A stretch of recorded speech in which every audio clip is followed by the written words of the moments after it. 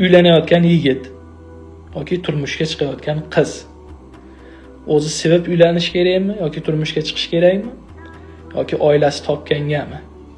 Ota-ona topganiga uylanish kerak yoki erga tegish kerak? Gap xulosasi. Nima uchun? Qiz bilan yigit uchrashuvga chiqadigan bo'lsa, har qanday bir razil erkak kishi ham uchrashuv payti xotin olib olish dardida dunyoda eng zo'r taqvoli yigiti bo'lib o'tirib beraveradi. 1 soat desiz ham, 2 soat desiz ham masala ham qilib beraveradi. Jaloliddin Rumiylardan ham misol keltirib beraveradi. 3-4 soatga hamma eplaydi rol o'ynashdi.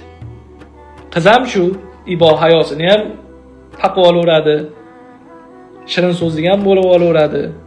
Itoatkor ham bo'lib 3-4 soatga hamma eplaydi. Asl basharalar to'ydan keyin ochiladi. Uyda yolg'iz qolganda ochiladi asl basharalar. Chunki inson umrining oxirigacha bir xil yashalmaydi endi u. Qo'ygan teatrini, spektaklini, ssenariysi tugab qoladi. 3 kun yashar, 1 hafta yashar.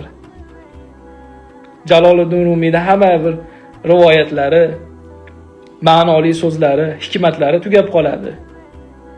Keyin kimga o'tilinadi desa, o'sha eski johiliyat saqichini olib chaynashni boshlaydi.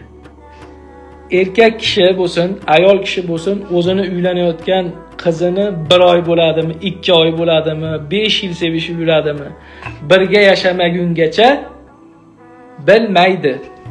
Shuning uchun yigitlar, qizlar turmushga chiqasizmi, uylanasizmi, ota-onangiz topganiga yuravering. Chunki bu ota-ona qattan biladi.